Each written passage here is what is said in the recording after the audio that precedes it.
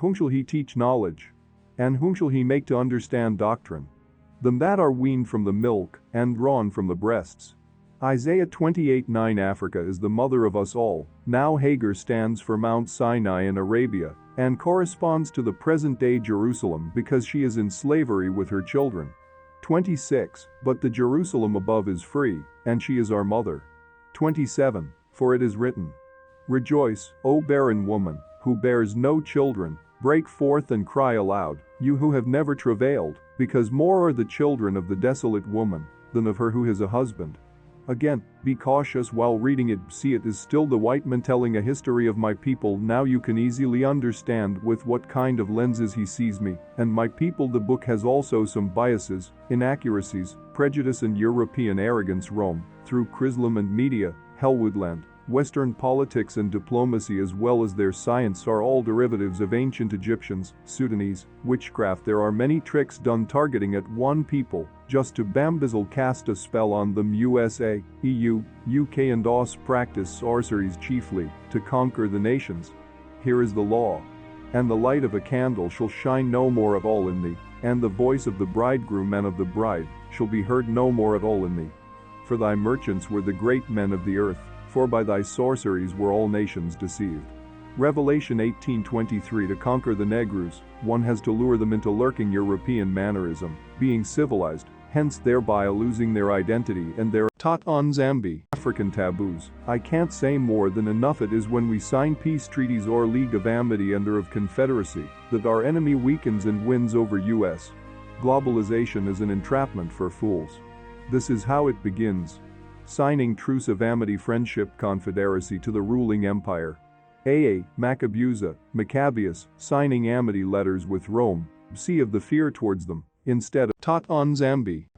1 Maccabees 8:17. In consideration of these things, Judas chose Eupolemus the son of John, the son of Achos, and Jason the son of Eleazar, and sent them to Rome, to make a league of amity and confederacy with them.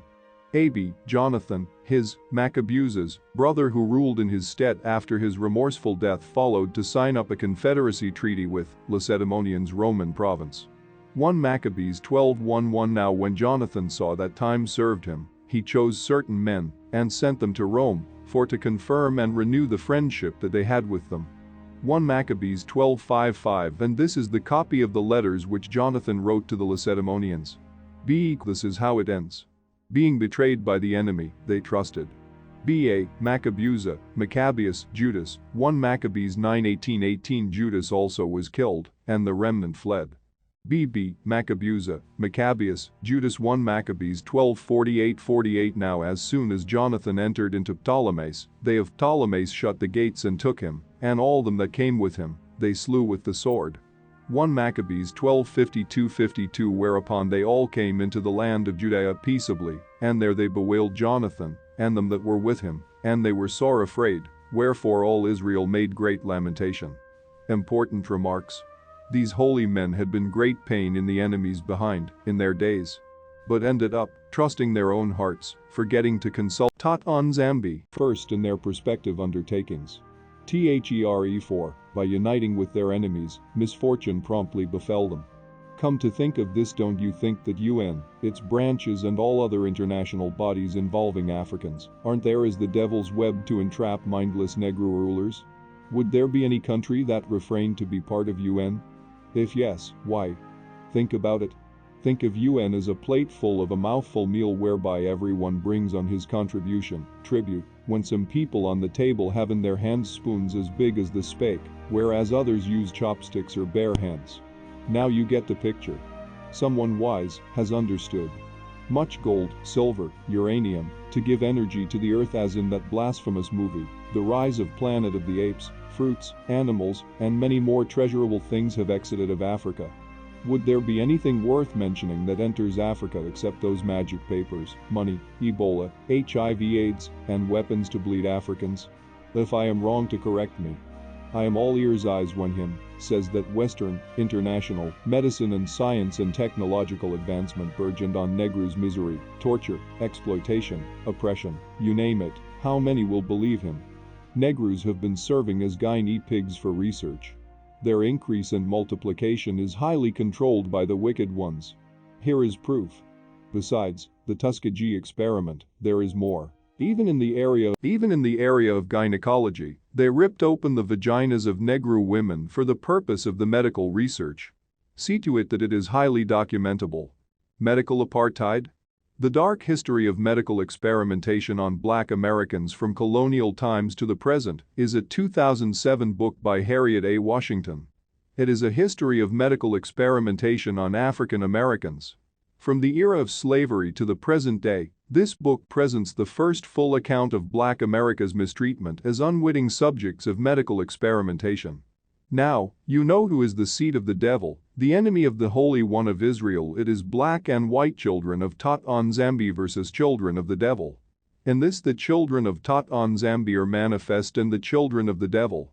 Whosoever doeth not righteousness is not of Tot Nzambi, neither he that loveth not his brother. 1 John 3:10, who spread the rumors that the earth's surface for habitation and exploitation is limited?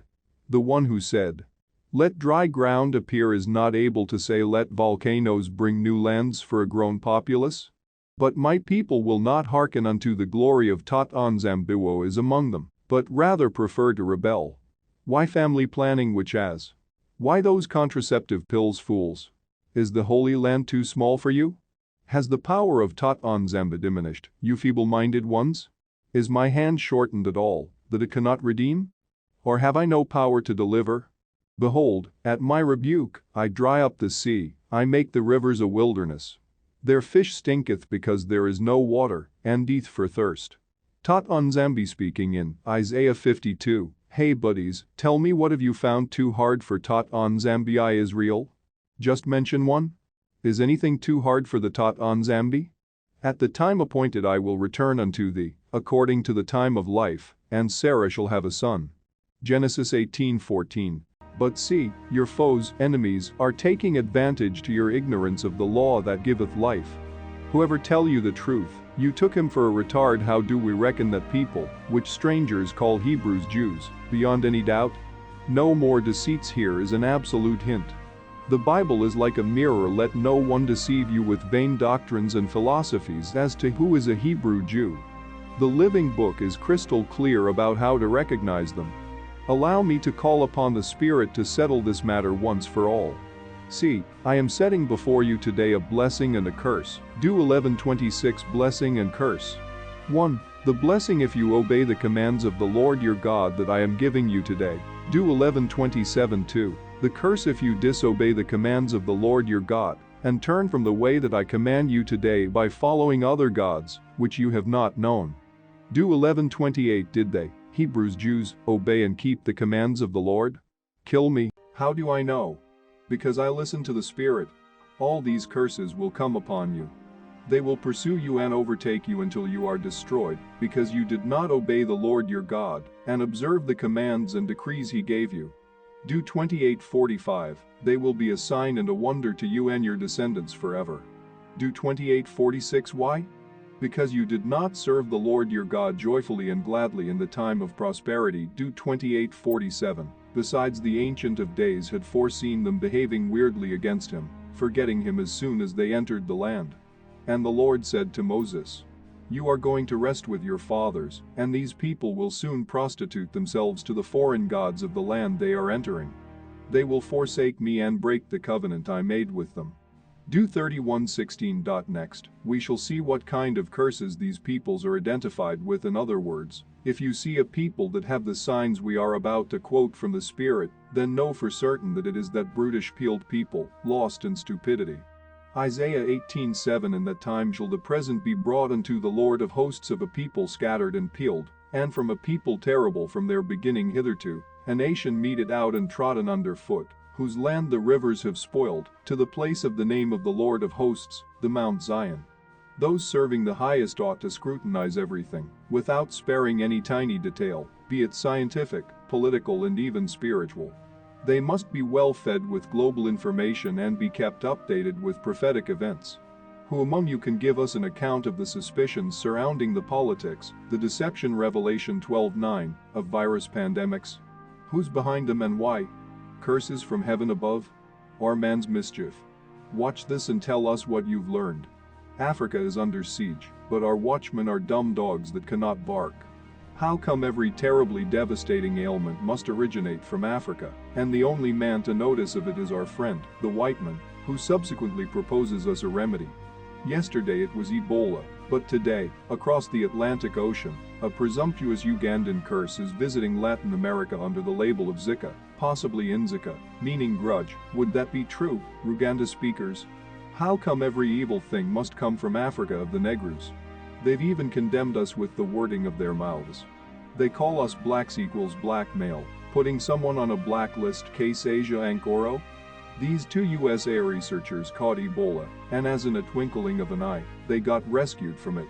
Watch out when your house almost always catches fire while your neighbors rest in safety.